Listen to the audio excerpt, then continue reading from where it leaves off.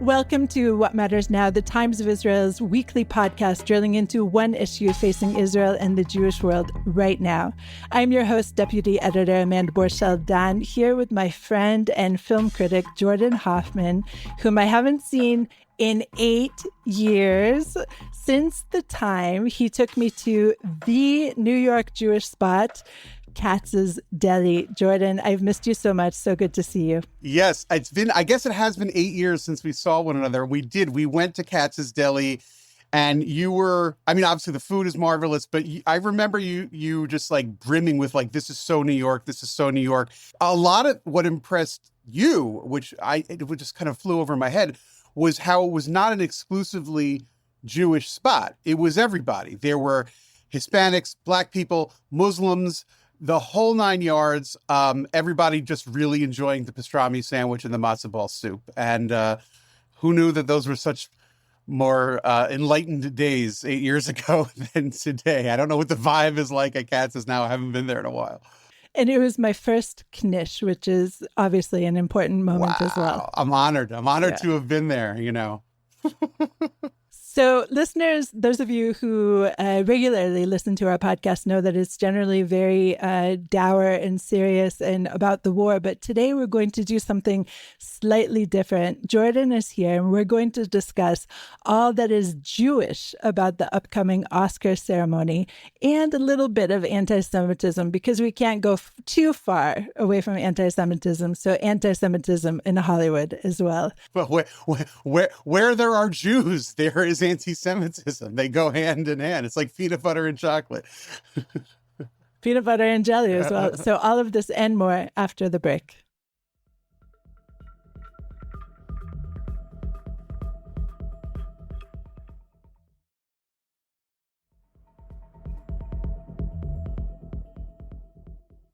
And we're back. Jordan, I, as you know very well, do not go out to movies. And so I've seen none of the movies on your list, but I really enjoyed reading your piece, which will appear on the Times of Israel website shortly, about all that is Jewish about the Oscars. And so what I want to do with you is go through one by one, and you'll tell us a little bit, and then I'll ask you questions about each of these films. So I want to start with the one that is, I sense, perhaps the most Jewy of all. And it's not the one that probably will take the most Oscars of the Jewy films. Okay, so let's start with A Real Pain. Just very quickly, what is this about? A Real Pain is a masterpiece. It was not nominated for Best Picture, which is a little bit of a shanda, as they say, but it was nominated for Best Screenplay. And it has a fair chance of winning that. And it was nominated for Best Supporting Actor, which it will win. A Real Pain was written and directed and stars Jesse Eisenberg, a nice Jewish boy from New Jersey, who based this a little bit on his actual life.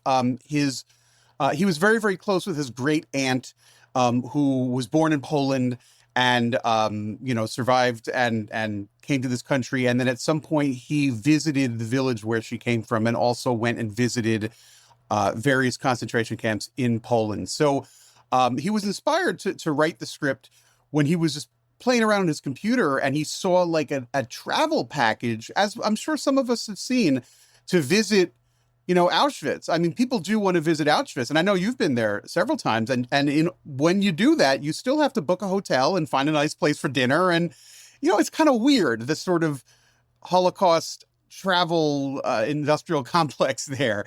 So he was inspired to write a screenplay in which a character loosely based on himself and a character that he imagined, a cousin who was very opposite him in demeanor, go and visit their grandmother's village. And it's really just 90 minutes of schmooze as they take a tour with a number of other Jews of various age and a convert to Judaism who is a Rwandan who survived the Rwandan genocide and converted to Judaism. And the movie, as far as the plot, it's about a bunch of people walking around sites in Poland and having lunch and looking at beautiful, picturesque places, and then visiting a concentration camp. But it's really about, how the weight of the Holocaust still sits on the shoulders of the grandchildren and even now the great-grandchildren. And it's an interpersonal drama, and it's also, so maybe surprising, maybe not, extremely funny. It is a very, very, very funny, although melancholy story, and it is, in my opinion, one of the finest additions into the Jewish cinema canon in 10 years. It's a masterpiece. The cousin character is played by Kieran Culkin, very talented guy, and he's a very interesting character because he's someone who's very outgoing. He's the life of the party, but he's actually someone who's having deep emotional problems, some of which are based on, you know, the historical, some of which have nothing to do with his Judaism or the Holocaust or his death of his grandmother, and other things do stem from that. And the primary character is the character we see it through is Jesse Eisenberg, who plays someone who, you know, equally has psychological issues, but is keeping it together a little bit better. And the two cousins reconnect on this trip. And I can't say enough good things about it. It is streaming in North America. One can watch it on Hulu if you subscribe to Hulu, which is a good, you know, I like Hulu. They're very good. And it's a quick 90 minutes, and it's beautiful. It's all set to Chopin music. I mean, Chopin is from Poland, obviously. And it's just, I can't say enough nice things about it. It's a really remarkable film.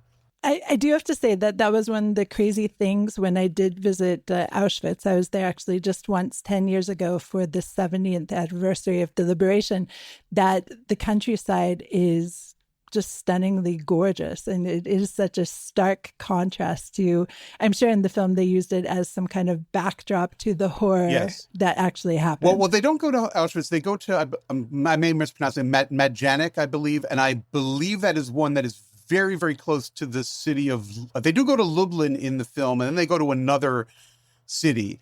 And the point that they make in the film is that you can, if you go to the top of a building in this town, you can see the camp. Like, the camp is a 10-minute drive.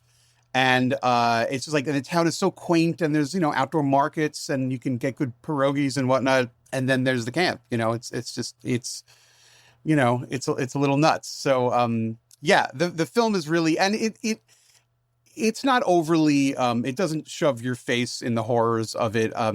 It's tough. It's a tough watch, but it's not like a brutal watch, you know? It's one that I think families could watch. Did you say brutal? Wow, did you say brutal? I did, yeah. Okay. Very good. Jordan, perfect segue into The Brutalist, of course, another film I have not seen, but heard a lot about and read a lot about. And I want you to talk about the film itself, of course, which also has a Holocaust tie and a tie to Israel even. But then I'm going to ask you a follow-up question that is not in your piece. So wait for that.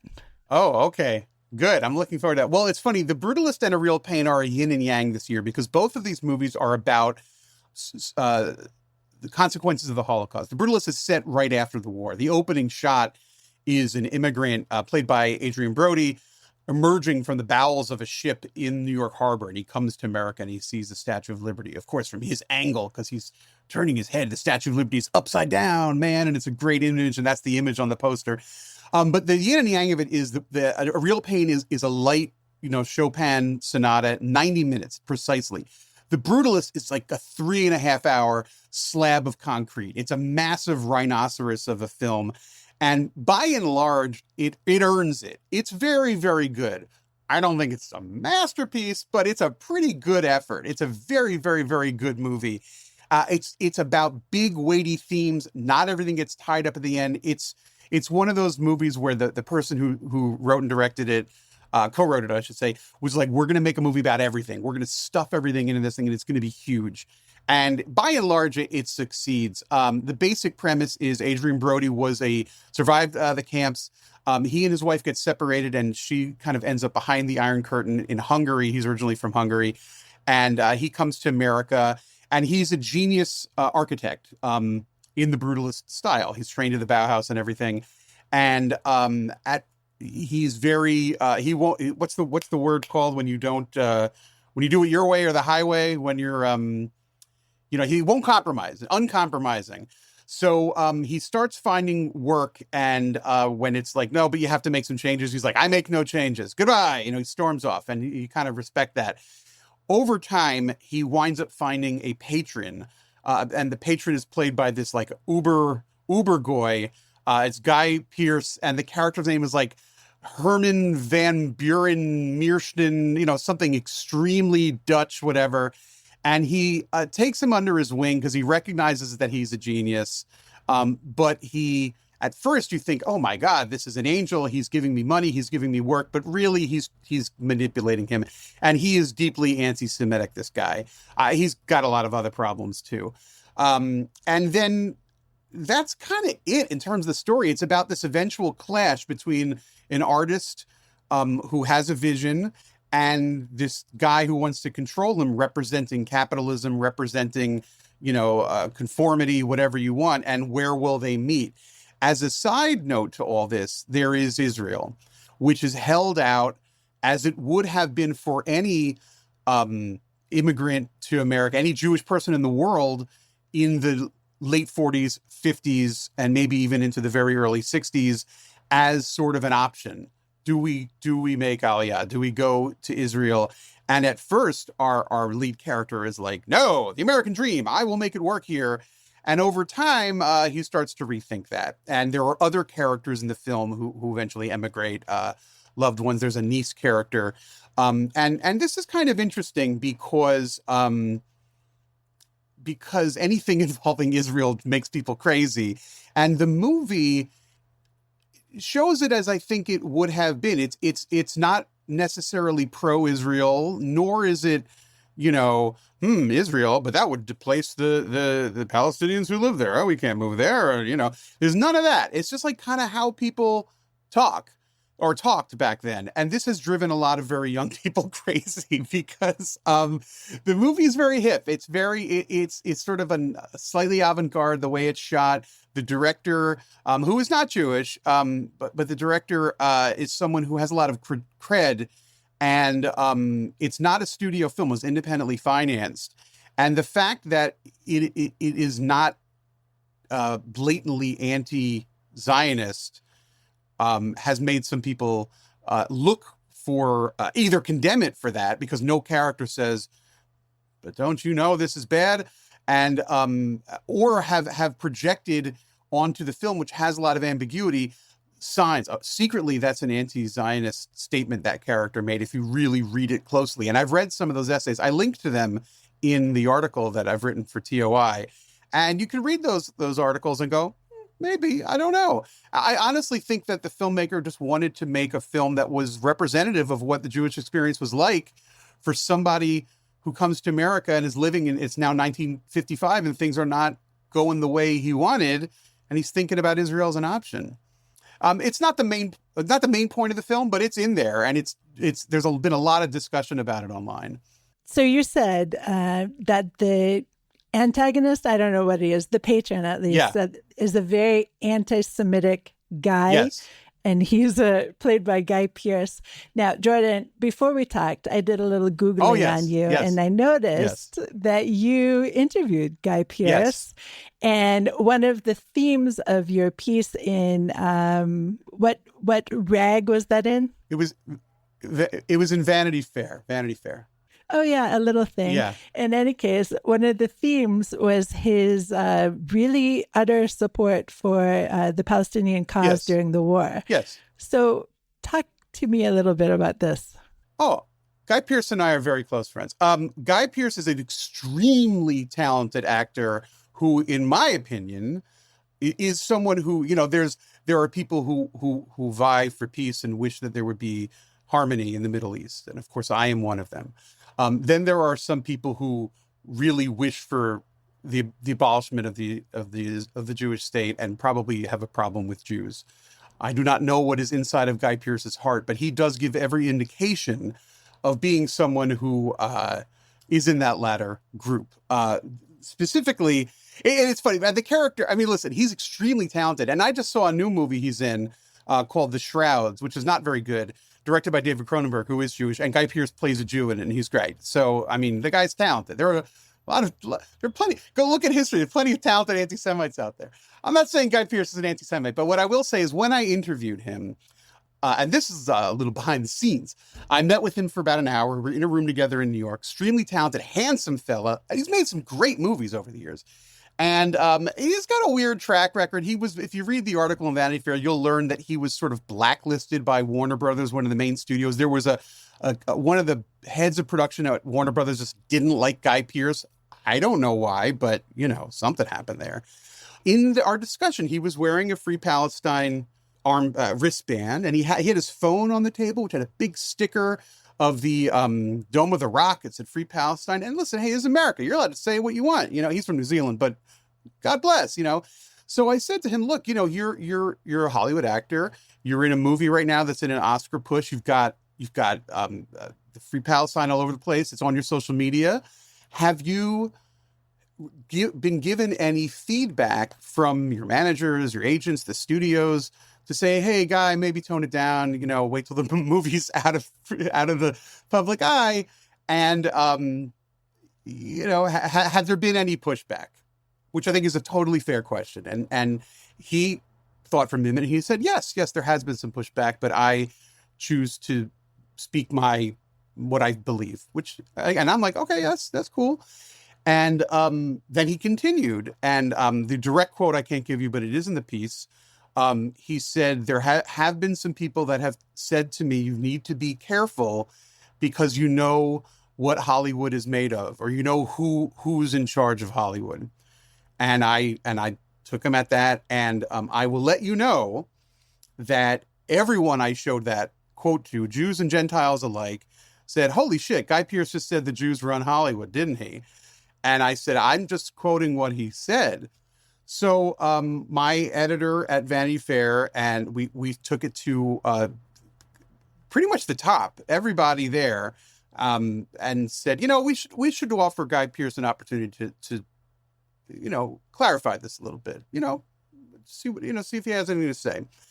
We contacted his people, and they thought about it, and they said, no, we're just gonna we have nothing to say. We're not gonna we can't retract it. He said what he said. And we have nothing more to say. All right.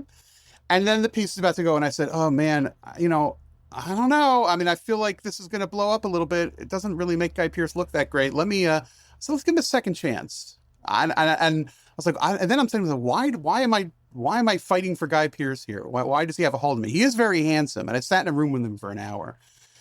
So we contacted Guy Pearce's people again. We spoke to their manager, and they were in London, and Guy Pearce lives in the Netherlands. There was a lot of phone calls and whatnot. And then Guy Pearce said, no, we have nothing more to add. And that's that. So the quote went as is. And what's funny is not that many people noticed the quote, because elsewhere in that interview, he made this revelation about how he had been blacklisted at Warner Brothers. And it was heavily implied that the director, Christopher Nolan, wanted to hire him for a part in the Batman movie, the part that ultimately Liam Neeson played.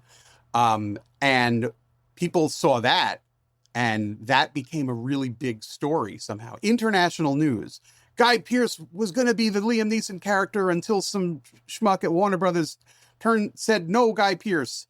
And that became a really big story. And I was like, oh, that's interesting that my little interview is now being read around the world, and I'm happy. But you kind of picked up on the wrong quote there. That's not the guy lost the job because he's not in the Batman movie. Big deal. Anyway, listen, we did offer him an opportunity to clarify. Maybe I can't know what was going on in his head. Maybe he said, oh, crap, I shouldn't have said that. But if I walk it back, it makes it look worse. I'm just going to bite it and let it live and hope nothing happens. He is, if you look at other interviews with Guy Pearce, he is someone who does shoot from the hip a lot. He says a lot of, he doesn't work in Hollywood that much. He does a lot of independent films. Abundantly talented guy.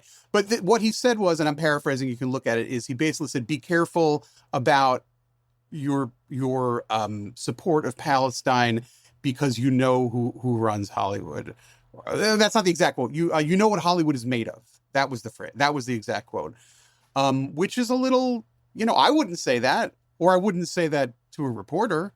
I certainly wouldn't say that if I wasn't Jewish to a reporter without like a joke. I mean, I feel like you and I could somebody say, oh, yeah, the Jews run Hollywood. The Jews created Hollywood. That's true. Let's put that on. Hollywood was created by Jews who couldn't get work elsewhere. It was a déclassé industry. It was like, we're schmata salesmen, or we can try this new things, moving pictures. Okay. 90% of all the movie studios were created by Jews who were using their smarts to create a new wonderful thing. And today, if you go to Hollywood, Jewish people do over-index in that field. There are more, it's not like, it's not, when you go to the auto industry, it's not as many Jews in the auto industry as there are in Hollywood. That's just because it's for whatever reason. If you go get your nails done in New York City, it's mostly Koreans that run the stores. I mean, it's just a thing. But it's one thing to celebrate the history of Jews creating Hollywood, and another thing to say, you know who runs the show if you do this. Furthermore, I do not believe that there's any sort of blacklisting going on now if you support Palestine. I feel like you're in more trouble if you come out in support of Israel right now, because that will... Which we're going to talk about in terms of another movie. Yes. After the break.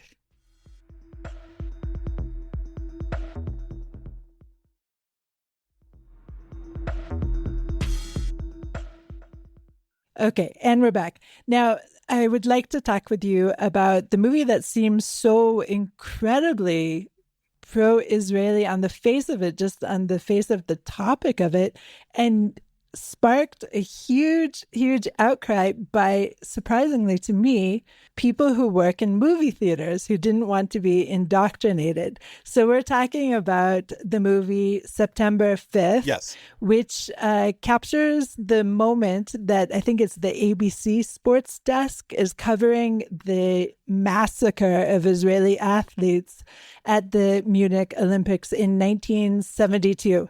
So what you just mentioned before we went to break about the outcry if you are pro-Israel is so exemplified to me in this particular situation, because obviously, as you mentioned in our piece, it could have been X character. It could have been any kind of minority, any kind of nationality. The movie isn't about that. It's about a scrappy news team using everything they have to cover this massacre, a very high drama event. And it's just astounding to me that this is the reflection of our times when it comes to the reality on the ground. Yeah.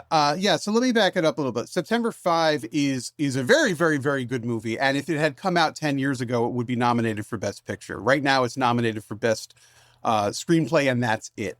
It is not pro-Israel, and it's not about the massacre. It's about the news team.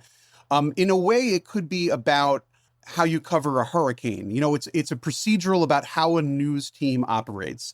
But it is important because this was the first live terrorism event, and it's set in 1972. So you're seeing, now everything is digital. You and I are communicating over this marvelous platform here. Back then, you had to run and shoot film and develop film in a record time. You had to put there's a great sequence in September 5 about how they put the names under somebody. Like, they show how it's done back then with film and with physical letters and all this cool stuff. That's what the movie's about. But it is about the Munich massacre in 72 and about, it was a Palestinian terrorist group, Black September, I think they're called, or something like that. The film is really just about the procedural, and but it is set against this sort of terrorist act, and it is the first time this was done on live television, and millions of people were watching it. They say at the end more people watched this coverage of the news team at the Munich Olympics than Neil Armstrong on the moon. So that's remarkable. I mean, the movie does have Jewish characters in it, and so obviously they feel very connected to what's happening. And then there are Germans in the film that are, have some queasy feeling. There's one character, she's German, and, a German in 1972 has all kinds of feelings about these sort of things. And then there are characters who are, I think, North African, and like when they use the word terrorism, one guy's like, oh, should we use that word? And there's like the moment, the movie even is just like, look, clearly not all Arabs are terrorists. We don't think that, but we want to be, so the movie is not propaganda in any way. If anything, it's just propaganda for journalists, for good journalism. We're a dying breed, Jordan, right? Right. So the movie was produced. It was not produced in the U.S. I mean, it has American actors in it, but it was a German production. It was then bought at it debuted at the Venice Film Festival. It was bought by Paramount and given a release, in North America, but it was a muted release. And although this does not hold up in court. I can only give you my beliefs. The timing on this was just like nobody wanted to come out and say, "Oh, you have to see this movie that is even remotely pro-Israel." It just wouldn't land right now. It was just too difficult. And it wasn't, even critics, and I do link to a few in the piece. There's some critics that say, "Oh, the movie's good, but why would they release it now?" Of course, it was in production before the Hamas attack. This is not, people would see it in the theater like, "Oh, this is just propaganda about the Hamas war." It's like, no, the movies take a very long time to make. It's not like that. But Jordan, why do you think that they released it now? Because as you said, they take a long time. They could have held it for another year, don't you think? Yes, but I mean, yes, I suppose you're right. But they want it out in the world because they want to do their next project. A director like this, it's a good film, and anybody who watches it will like it. He'll get work off of it. You got to remember, everybody that works in movies is a freelancer. Even if they're famous, even if they make a lot of money, they're still, once the project's done, they got to get to their next thing. So they don't want it lingering on the shelf for too long. That includes the actors and everybody. Now, I did allude to something in my piece, which was indicative of sort of a tempest in a teapot. I don't want to make it seem as if there were mass demonstrations against this movie. I think by and large, most people just ignored it, which is a shame because it's very good. But in Brooklyn, which is another world, I mean, Brooklyn is not representative of planet Earth in any way. It's a very small community of extreme people. There is a movie theater chain, which is very hip, called the Alamo Draft House, and they hire a lot of young, fashionable people. And there was an online petition to say we don't want this movie showing because it's Zionist propaganda, which just clearly shows they didn't watch it. And even if it were, I mean, your job is to sell popcorn. Your job is not, just do your job or shut up, in my opinion.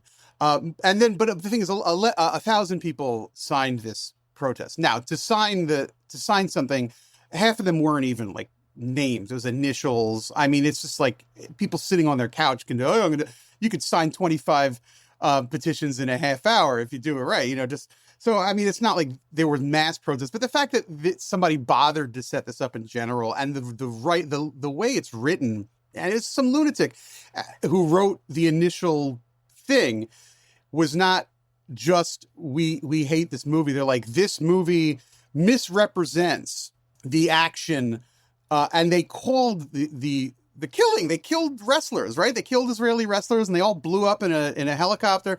They called it Operation whatever. It has a name that the Palestinian organization called it. It misrepresented Operation Grand Slam or whatever.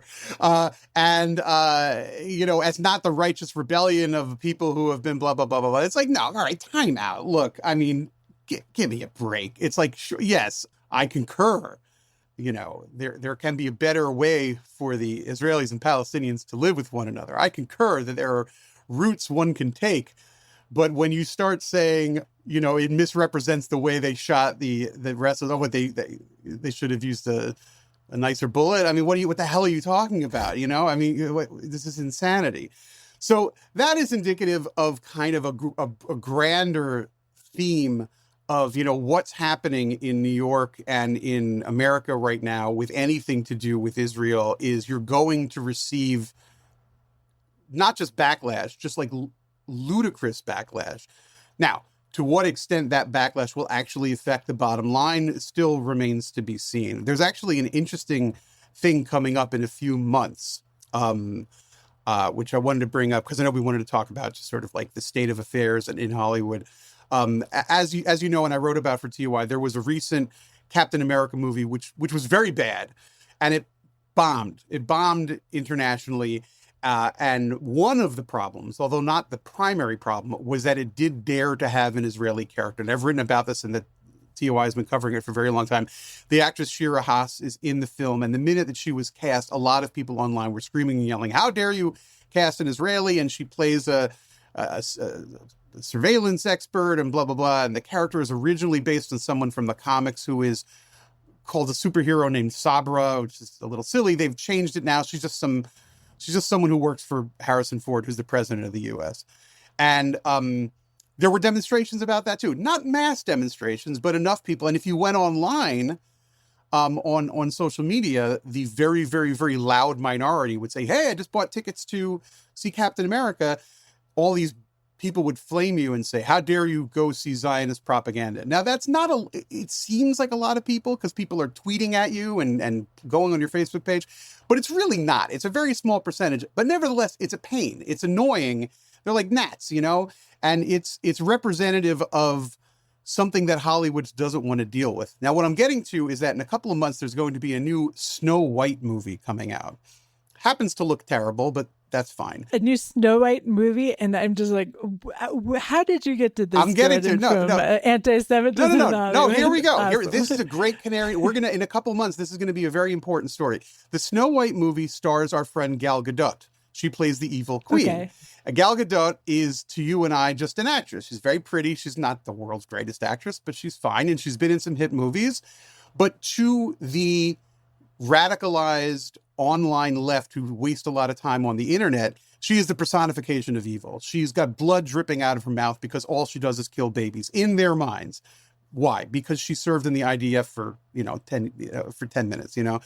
This movie could, on paper, it should be a hit, right? Wicked came out, Barbie came out. Those are two movies that did phenomenally well and are kind of marketed to the same demographic. Family films based on an intellectual property everybody's heard of, geared toward girls, but for everybody.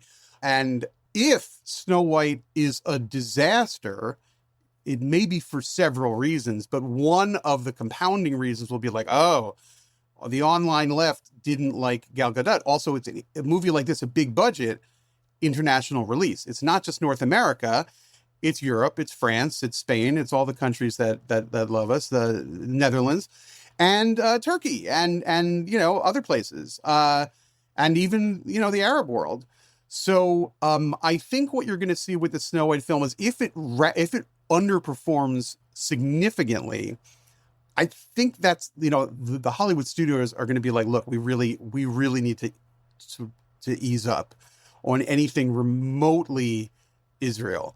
You're not really seeing anything now. I mean, smaller films will touch on these topics or cast Israeli performers, but something with a big budget, it's just money. There's a lot at stake. Do you think that this is maybe part of the reason why the Bob Dylan flick, A Complete Unknown, really underplayed his Jewish background? Yeah. You said in your piece that only one tiny little scene alluded to the fact that he was once called Robert Zimmerman, my mother's maiden name, by the way. No, I'm going to say to that, no, but that's a good call. No, because that movie is all about the mercurial and unknowable nature of Bob Dylan. It's a recurring theme in the film, how he doesn't talk about anything from his past, that he is a complete unknown. He's a complete self-made man. So I'm not going to say the lack of there is a weird, not weird. There is a notable lack of Jewishness in the film, but I don't think that is a business decision. I think that was an artistic decision because there are plenty of Jews in Bob Dylan's world, but they don't speak in Yiddish or anything. I mean, a lot of the people who made those great records in the mid '60s, Mike Bloomfield, Al Cooper, some of his manager, Albert Grossman, other people in the folk revivalism scene, big producers, they were all Jewish. And that whole folk revivalism scene of the mid 1960s, over-indexed for Jewish people and personalities. But it's not in the film, but I see what you're saying, but that's not the case in that particular. A Complete Unknown, and of course, A Complete Unknown stars Timothée Chalamet, who is a half. I believe his mother's Jewish. I don't think his father is, and he was raised in New York City. He's a very Jewish kid, and he's marvelous in the film as the young Bob Dylan. It's a very, very good movie. for people who are wondering, because, a lot of times those musical biopics can be kind of lousy. I mean, the musics are good. Like there was the one, Freddie Mercury won Bohemian Rhapsody, and it even won the lead actor who won the Oscar. And the music's great. Queen, the music of Queen, you see him at Wembley Stadium singing all these powerful songs, We Are the Champions. But the movie itself is kind of not so hot. Jordan, that is one of the rare films that I actually did see. And maybe because I see so few films, I thought it was fantastic. We all had a great time. It's a good time. Moving, yeah. This one's even better. When you see A Complete Unknown, you're gonna go, wow, I thought Bohemian Rhapsody was good. A Complete Unknown is really good. It's a great film. And the woman who plays Joan Baez, who may win the Best Supporting Actress award, and she deserves it. She's I love her. So, and maybe I will see it, because I have to tell you, just last weekend I saw 7 Years in Tibet, so there's always a chance that one day I'll catch the film. Yeah. Anyway, Jordan, let's close out with a potential winner of, what is it, Best Documentary, which is a very tricky piece to wrap my head around. And it's an interesting coexistence project in a way, from what I read. Well, no, I don't think it's a coexistence project. It's a From the River to the Sea project, I think. But it's half Jewish and half Palestinian, correct? Yeah, yes. So the film is called No Other Land. And it was directed by a collective of 4 people, 2 of whom are Jewish Israelis, 2 of whom are Palestinians living in the West Bank.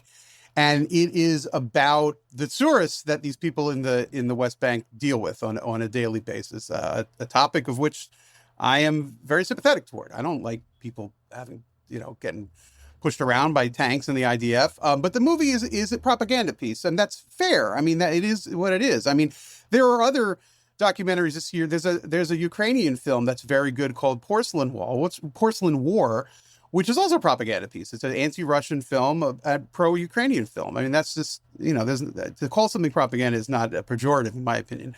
But the movie has taken on, it will probably win the Best Documentary Award, because right now there is, even though Hollywood is allegedly, run by Jews, it's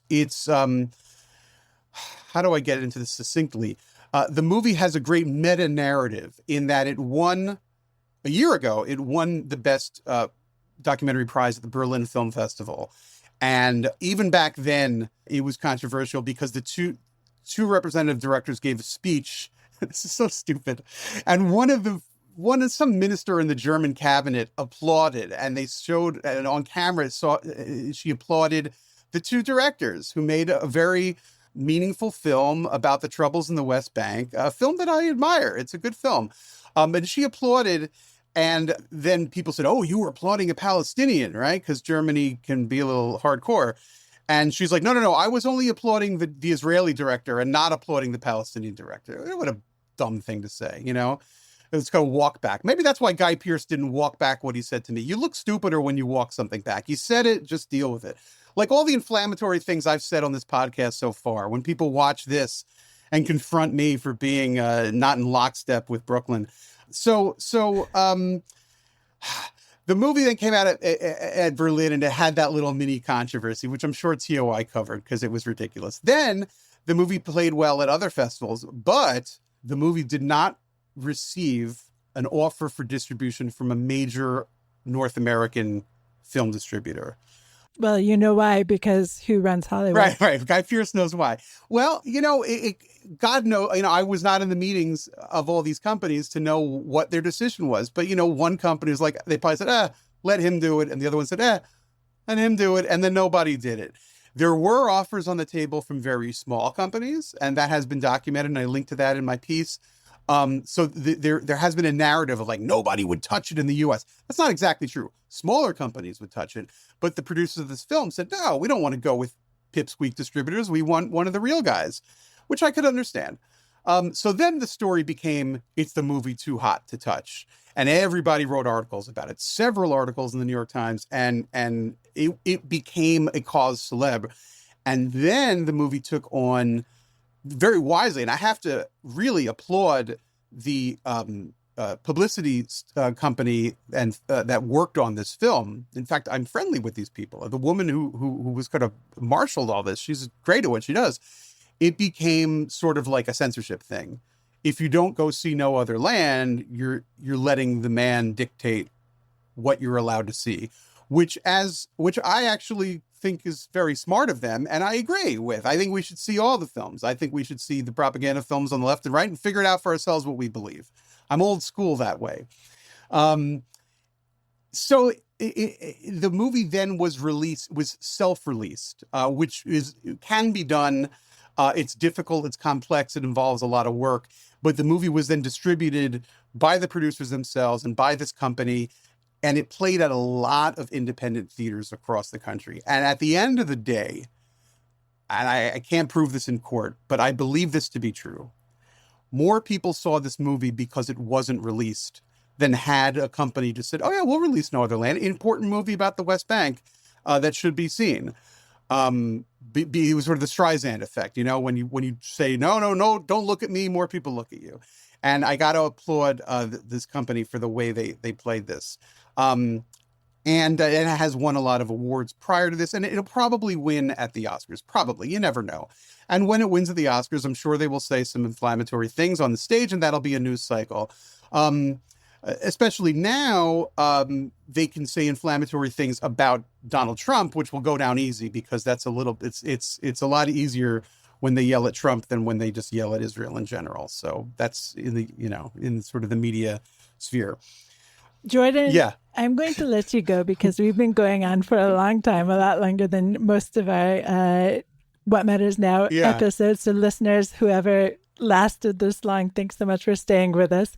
And the Oscars are on Sunday night in the U.S. time. So we'll know by Monday morning whether anything you said was true. Yeah, no, I could be completely wrong. All of my predictions could be wrong, but I will say that some of these movies are good. Again, I don't want to knock the film No Other Land. When I say it's propaganda, I don't mean that as a bad way. I mean, if you're someone who, even if you're very, very, very right-wing Israeli, I think it is important to, there are real people living in the West Bank, and you gotta. There's never going to be peace unless you can look at these people. It would be nice for them to look at us too, but we can't force them to do anything. But it's a good film, and it'll probably win. And before anyone condemns it from either side, you should at least watch it. Jordan, so much thanks for seeing you again. It's been really a pleasure. I can't wait to see you in the flesh at Katz's Deli again. Hopefully not in another 8 years. No. That's terrible. And thank you so much for joining me today. You got it. Thank you. Thanks for listening to the Times of Israel's What Matters Now. Please check out another installment next week. This episode was produced by the Podwaves. If you have any questions or comments about this or any other episode, please drop us an email to podcast@timesofisrael.com. Until next week, shalom.